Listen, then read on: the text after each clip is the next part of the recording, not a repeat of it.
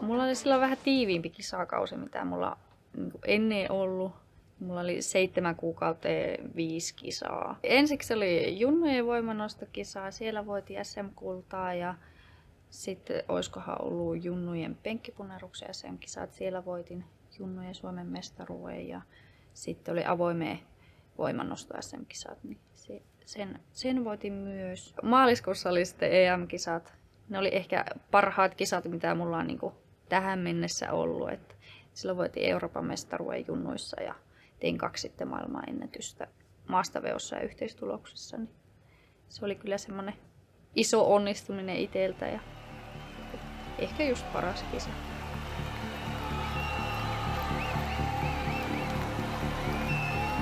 This is a must-make lift for Elizarova. Absolutely has to make this lift. She puts the pressure on. She does. Gets the down on. And she takes the lead. I am reading it right. I'm in the round. She's 56.48. Elizarova 56.72. Well, if she misses this by a smidgen, questions have to be asked. Yes, why? But this is for the European title and another deadlift record. The last lift of the morning. Pilvash from Finland, pulling for gold. And Yeah, she's got it, I think it. she's got it. She's got it. Smiles. She's got it. What a 3 wide line. European champion. And the European champion record. is the Finnish lifter Pilvash. Ja sitten kesäkuussa oli niin MM-kisat. Se oli tosi kovatasoinen kisa ja siellä oli paljon kovia tyttöjä ja aika lämpöinen muistaakseni oli siellä. Niin olen kyllä ihan tyytyväinen oli sitten, että MM-hopeeta sieltä sain kammettua, vaikka pieni pettymys aina kun ei kultaa tuu, mutta niin sinänsä kovatasoinen kisa, niin piti olla sitten tyytyväinen siihen hopeeseenkin.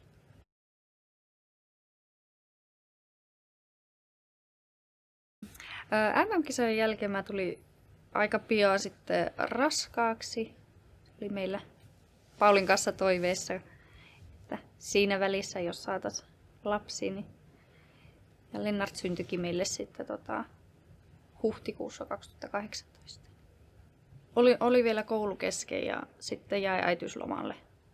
Kävin kyllä loppuun asti kouluakin, mutta jäin sitten äitiyslomalle sitten kokonaan pojan kanssa kotiin. Palasin 2019 tammikuussa sitten kouluun ja viimeistelin opintoja.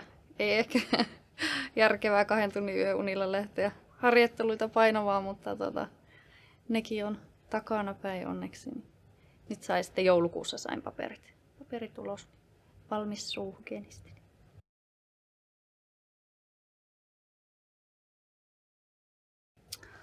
No aavistuksen eroa ihan niin paljon en pääse reenaamaan kuin aikaisemmin. Että aikaisemmin mä reenasin vähintään se 6 reeniä viikkoa.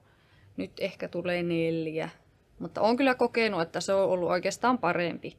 Reenaan ehkä vähän kovemmin ne reenit, mitä sitten otan, mutta sitten lepoa tulee enempi. Niin sit se on kokenut, että se on kyllä ollut toimivampi nyt tämä tyyli, mitä ehkä aikaisemmin ollut.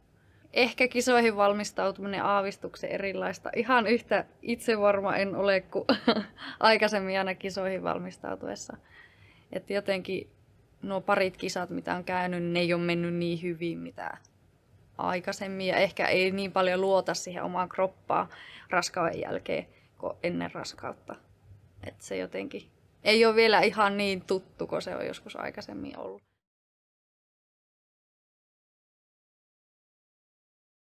No mä oikeastaan niin lenkkeilin paljon enemmän niin aikaisemmin ja tykkäsin juosta ja rullaluistella ja niin enemmän sellaista kestävyystyyppistä niin reeniä tein ja tykännyt niin aina kyllä urheilla, ei siinä.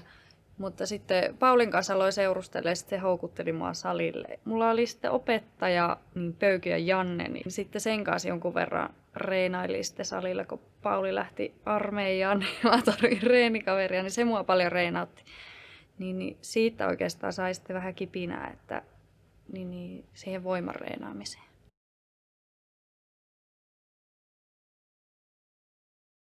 No voimannostossa oikeastaan se mua kiehtoo hirveästi, että paljonko pystyy niinku ihtiä kehittämään ja aina mukaan jotenkin on semmoinen joku tietty raja ja ajattelee, että en mä pysty tuohon ikinä ja että no ei tämän kokoinen ihminen pysty tuommoista. No musta on kauhean mielenkiintoista aina niinku reenata ja kokeilla niitä omia rajoja ja ylittää itteensä, että ei mua oikeastaan niinku kilpailussakaan niin paljon kiinnosta, mitä ne muut tekee. Et mulla on yleensä se oma tavoite, mitä mä sitten kuitenkin tavoittelen, että on sitten aina vaikka ajatellut, että no en mä pysty nostamaan penkkipunneruksessa 100 kiloa, mutta nyt mä sitten kuitenkin jo vähän haaveilen siitä. Ehkä mä kuitenkin voisin sen joskus vaikka salilla räkäisesti saada, niin mun mielestä semmoiset on kyllä sitten vähän semmoista ihmiskoettakin osittain, niin se on mun mielestä kauhean mielenkiintoista.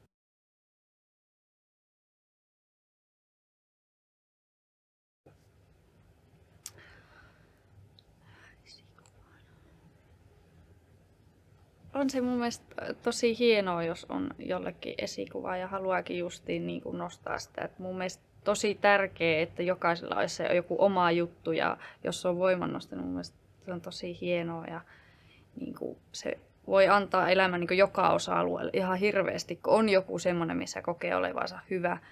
Ja ei se hyvä tarvi aina olla edes Suomen paras tai maailman paras, vaan voi kokea olevansa hyvä siinä niin kuin ihan anyway.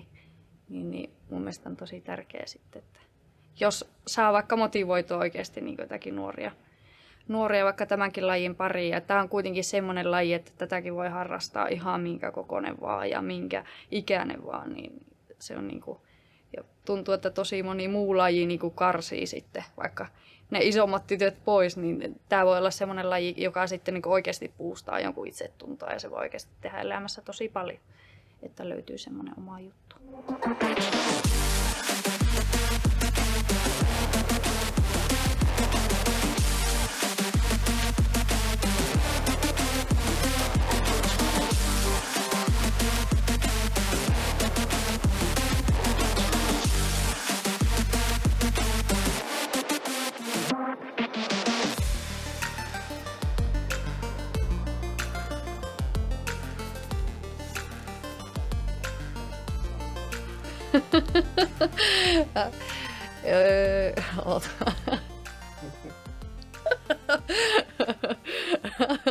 No jää se kyllä. Jos lähdetään vertailemaan, niin kyllä se jää.